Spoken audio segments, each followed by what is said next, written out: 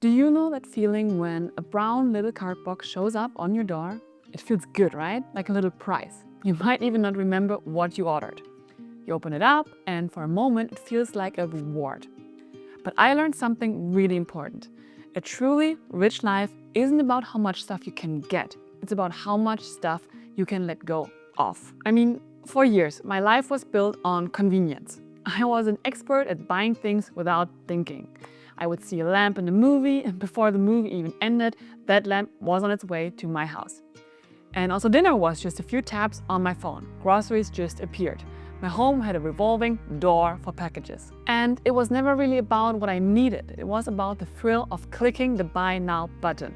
The whole system is built to make you buy without thinking. Ads follow you everywhere, online, checkouts take just a click. And then, suddenly, everything changed. My partner and the kids and I moved to a tiny village. The nearest store is a 20-minute drive. Same-day delivery is not a thing here. My old impulse buying habits feel strange and also wrong in this new place. And this forced me to slow down and make me see something really clear. It wasn't about choosing to buy things, it was just reacting. But honestly, you don't have to move to a remote village to get your focus back. You can bring a little bit of this village to you. You just need to intentionally add a pause or a friction back into your life. And here are 5 practical ways you can do it. First of all, create a 30-day waiting list. Anytime you want to buy something that isn't essential, write it down and put the date on it. You must wait 30 days before you can even think about buying it, because this creates a good cooling off period. Our brains are wired to want rewards right now. This simple trick works against that urge. For example, a few months ago, I was sure my kids needed a trendy play couch. I saw it everywhere on social media. The urge to buy it was very strong. I wrote it on my list, modular play couch. And for the first week, I thought a lot about it. But by week 3, I didn't care about it anymore. I realized we already had cushions and blanket to build an amazing fort, so the desire just disappeared. What's one thing that you once wanted badly but have now totally forgotten about? Let me know in the comments. Second, curate your digital environment. The world of online shopping is designed to influence you. So, unsubscribe from marketing emails.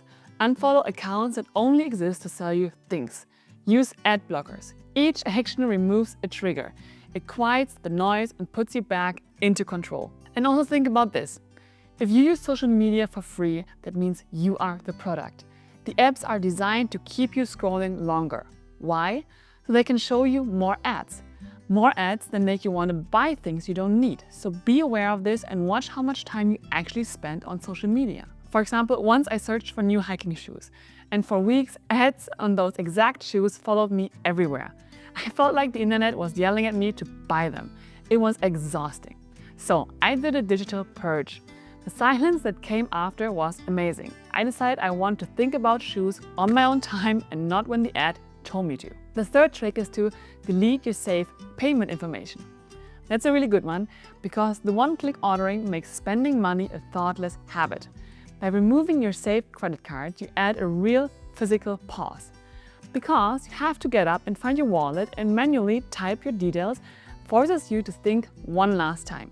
If you think about scrolling on your phone late at night, you're tired and you see a cool gadget. With your info saved, it's 2 taps and it's done. But if you have to get out from under your warm covers, find your wallet, type in 16 digits, everything changes. That small bit of effort makes you ask, is this really truly worth it? More often than not, the answer is no. Number 4 is ask yourself 3 crucial questions. Before you buy anything non-essential, have a quiet chat with yourself. Question 1 is, will this item serve the life I live or a fantasy life I imagine? Be honest with yourself. I once almost bought a beautiful set of watercolor paints. I imagined myself as a weekend artist.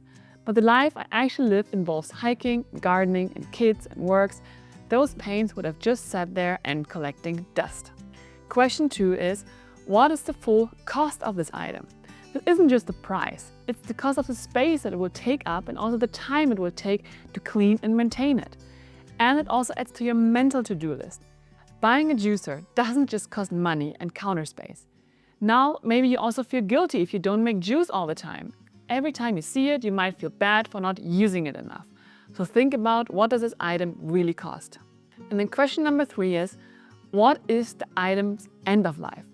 Force yourself to picture its future. Will it still be adding value in 5 years, or will it be in a landfill? Making the future really helps you resist the temptation of right now. And then finally, tip number 5 is, find a non-shopping dopamine hit. We often buy things to chase a feeling, like excitement or relief from boredom.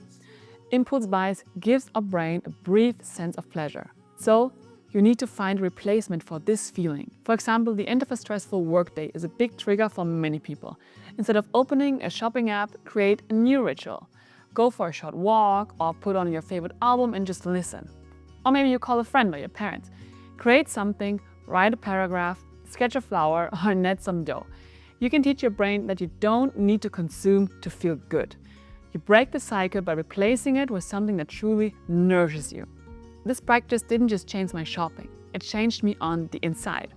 By stopping impulse buys, I began to save money without even trying.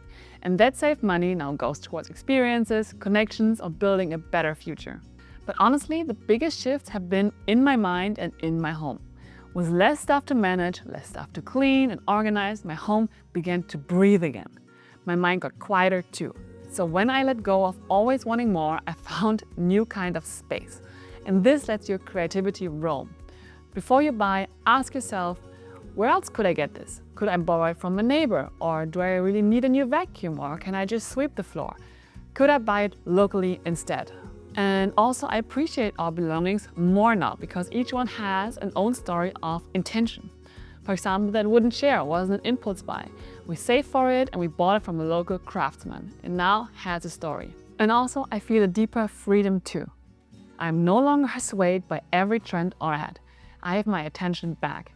And by choosing to spend my money more thoughtfully, often in local shops, I feel also more connected in my community. And also, I'm contributing to my small town and not a distant, faceless algorithm. This journey was never about deprivation. It's about intention. It seems the less I desire, the more beautiful the world becomes. This all started with a forced pause, but it was sustained with a choice to create friction. We replaced one-click convenience with a slow, thoughtful process.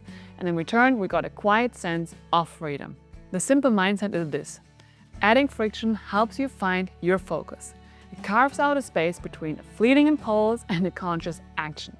And in that space, you find your own wisdom. And that's a secret. That's how we stop the endless cycle of buying things we don't truly need. So, I want to leave you with a challenge. A 2009 study found it takes an average of 66 days for a new behavior to become automatic. That's roughly 2 months. So, here's the experiments. For the next 66 days, try not to buy any non-essential item online and see what happens. See how you feel. You can do it. Use these tips from the video to help you. It's amazing what we can learn from another, so please feel free to share your journey in the comments below. Thank you for sharing this quiet moment with me. I'll see you again.